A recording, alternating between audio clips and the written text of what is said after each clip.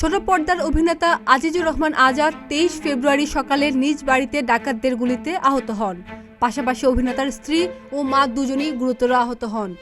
পরের প্রতিবেশীরা আহত অবস্থায় অভিনেতা আজিজুর রহমান ও তার স্ত্রী এবং মাকে উদ্ধার করে হসপিটালে পাঠায় বলে জানিয়েছেন অভিনেতার ভগ্নিপতি ও নির্মাতা তপু খান।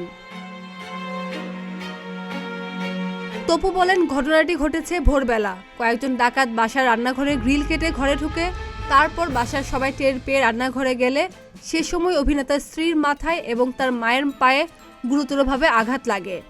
এরপর ডাকাতরা চলে যাওয়ার সময় অভিনেতার পায়ে 3টি গুলি করে।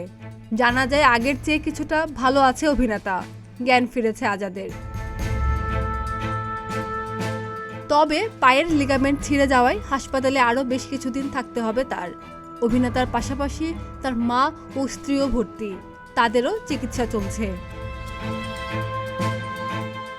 ঘটনার পর হাসপাতালে গিয়ে অভিনেতার পাশে দাঁড়িয়েছেন আরেক অভিনেতা রৌনক হাসান।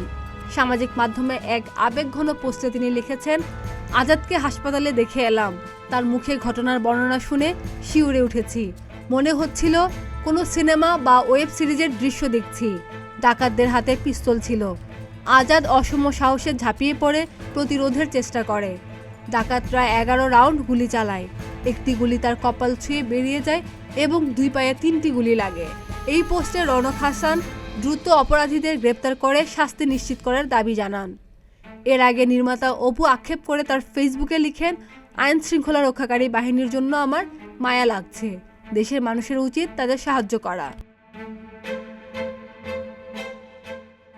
খাদিজা নিপা, প্রতিদিনের বাংলাদেশ।